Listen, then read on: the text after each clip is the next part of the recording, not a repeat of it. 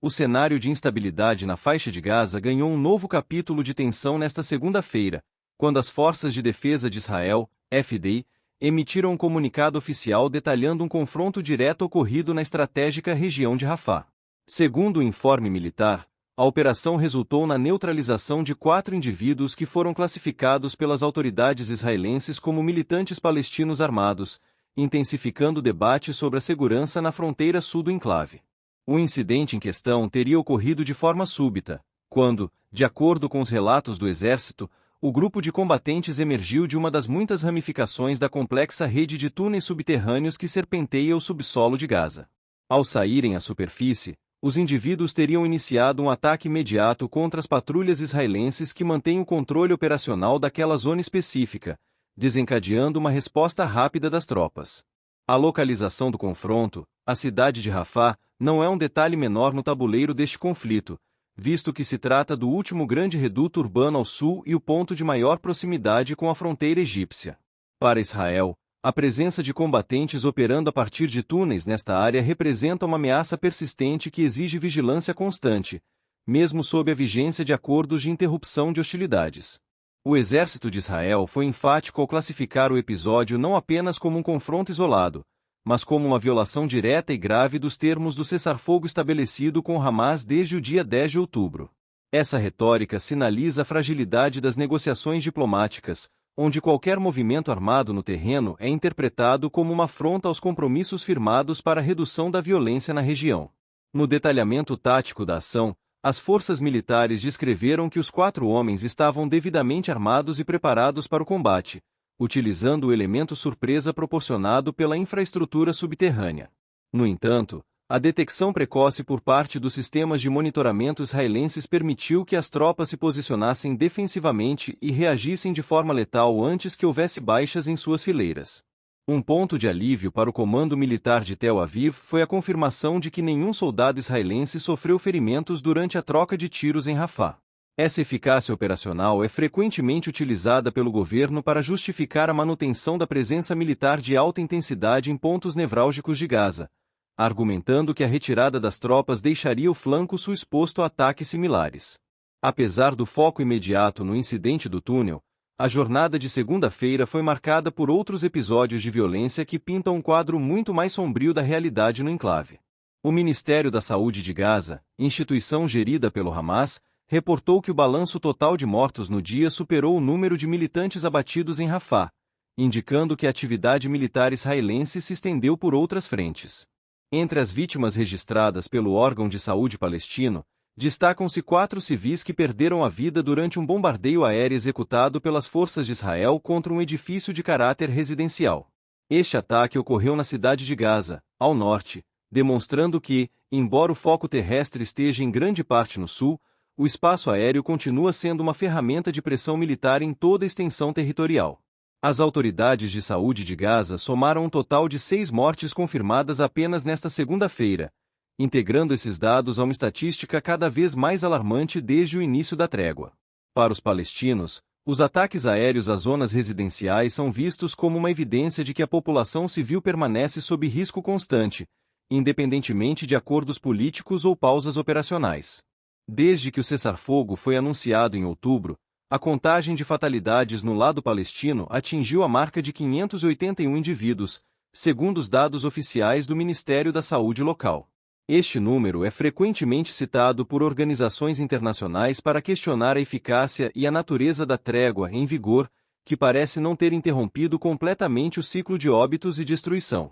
Por outro lado, Israel também contabiliza suas perdas dentro deste mesmo período de cessar-fogo, registrando a morte de 4 de seus militares em incidentes de combate ou ataques de insurgência. Essa paridade de tempo, com baixas de ambos os lados durante uma suposta pausa nas hostilidades, reforça a percepção de que o conflito entrou em uma fase de desgaste de baixa intensidade, porém letal. A infraestrutura de túneis em Rafah continua sendo o maior desafio estratégico para as forças israelenses, que dedicam grande parte de seus recursos logísticos para mapear e destruir essas passagens. O exército acredita que o Hamas utiliza esse labirinto subterrâneo não apenas para movimentação de tropas e ataque surpresa, mas também como depósitos de armamentos e centros de comando protegidos. As operações de busca e neutralização dentro da rede de túneis são descritas como lentas e perigosas, envolvendo tecnologia de detecção sísmica e robótica avançada. O incidente desta segunda-feira serviu como um lembrete para as tropas de que a ameaça pode emergir de locais já considerados limpos ou monitorados, mantendo o estado de alerta no nível máximo. A situação em Rafah é ainda mais complexa devido à sua importância geográfica como o único cordão umbilical remanescente para o mundo exterior através da fronteira com o Egito. A passagem de Rafah é o símbolo da crise humanitária, sendo o ponto por onde deveriam transitar suprimentos básicos e assistência médica, mas que se encontra severamente restringido. Desde o mês de maio de 2024, a circulação por essa fronteira foi drasticamente reduzida, permanecendo praticamente lacrada para a grande maioria dos residentes de Gaza. O controle desta passagem é um ponto de discórdia contínuo, com Israel alegando que o fechamento é necessário para impedir o contrabando de armas, enquanto os palestinos denunciam um sufocamento econômico e social. Recentemente, houve uma pequena flexibilização nas restrições fronteiriças, fruto de intensas negociações mediadas por terceiros. A partir do dia 2 de fevereiro, Israel consentiu em uma abertura extremamente limitada, permitindo que um número reduzido de palestinos cruzasse para o Egito, focando exclusivamente em casos de necessidade extrema. Este novo protocolo permite que aproximadamente 200 pessoas por semana tenham autorização para deixar o território de Gaza. A prioridade absoluta é dada a pacientes em estado grave ou indivíduos com ferimentos que não podem ser tratados pela infraestrutura hospitalar de Gaza, que se encontra em estado de colapso devido aos constantes meses de guerra. Contudo, este número de 200 pessoas semanais é considerado por agências humanitárias como uma gota no oceano diante das milhares de pessoas que aguardam por cuidados médicos urgentes. A burocracia para obter a permissão de saída é rigorosa e lenta, gerando angústia em famílias que veem na passagem de Rafah a única esperança de sobrevivência para seus entes queridos. A presença dos militantes do Hamas na área de Rafah complica ainda mais a logística de ajuda humanitária. Israel argumenta que a atividade insurgente próxima à passagem de fronteira coloca em risco a segurança dos comboios e dos postos de controle, criando um pretexto para manter as restrições severas que afetam toda a população civil. A comunidade internacional observa com cautela o desenrolar desses eventos, temendo que violações repetidas do cessar-fogo, como o ataque deste túnel, possam levar a uma nova ofensiva de larga escala. O receio é que a escalada de violência em Rafah desencadeie uma reação em cadeia que invalide os meses de esforços diplomáticos investidos na tentativa de pacificação. O Hamas, por sua vez, mantém uma postura ambígua em relação aos confrontos pontuais, muitas vezes não assumindo a autoria imediata de ataques realizados por células menores, mas utilizando as baixas civis causadas pelas retaliações israelenses para fortalecer seu discurso de resistência e vitimização perante a opinião pública global. A dinâmica em Gaza continua sendo uma de ação e reação, onde a morte de militantes em um túnel é respondida com bombardeios aéreos, que por sua vez geram novos ciclos de revolta e ataques de insurgência. Esse círculo vicioso impede a consolidação de uma paz duradoura e mantém os residentes de ambos os lados da fronteira em um estado de medo constante. Para os civis em Gaza, o dia a dia é uma luta por recursos básicos, onde a notícia de um ataque em um túnel ou o desmoronamento de um prédio residencial se tornou parte de uma rotina trágica. A falta de mobilidade, exacerbada pelo fechamento de Rafah, transforma o enclave em um espaço de confinamento onde as opções de fuga ou tratamento são praticamente inexistentes. O papel do Egito nesta equação é fundamental, pois o país vizinho tenta equilibrar sua segurança nacional e a gestão do fluxo de refugiados com a pressão para oferecer ajuda humanitária. A abertura restrita da fronteira é um reflexo desse equilíbrio precário, onde cada entrada e saída é meticulosamente vigiada pelos serviços de inteligência. Enquanto as forças de Israel declaram sucesso na neutralização dos 4 militantes, a narrativa palestina foca na perda das vidas civis na cidade de Gaza.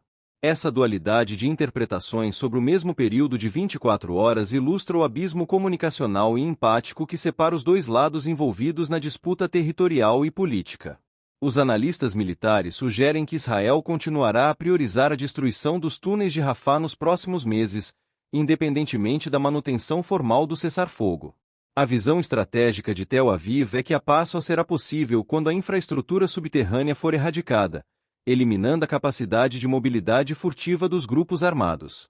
Entretanto, A eficácia dessa estratégia é questionada por especialistas que apontam que a destruição física dos túneis não resolve as causas profundas do conflito. A cada túnel selado, o ressentimento da população e a engenhosidade dos grupos militantes parecem encontrar novas formas de se manifestar, perpetuando a instabilidade na região de Rafah. O balanço final desta segunda-feira é um lembrete vívido de que a guerra em Gaza não terminou, ela apenas mudou de forma. Entre os escombros de um prédio residencial no norte e o silêncio mortal de um túnel no sul, a realidade de um cessar-fogo violado desenha um futuro incerto para os milhões de pessoas que chamam aquela estreita faixa de terra de lar. A continuidade das operações militares em busca de ameaças ocultas garante que o som das explosões e das trocas de tiros continuará a ecoar por Gaza. Enquanto isso, a esperança de uma abertura real e ampla da passagem de Rafah permanece como um desejo distante para aqueles que buscam apenas a chance de receber tratamento médico ou encontrar segurança longe das frentes de batalha. Portanto, o episódio dos 4 militantes mortos não é um evento isolado, mas sim um sintoma de um conflito que permanece latente. A vigilância israelense, a persistência da insurgência palestina e o sofrimento da população civil formam os 3 pilares de uma tragédia que ainda parece longe de encontrar um ponto final definitivo no calendário da história.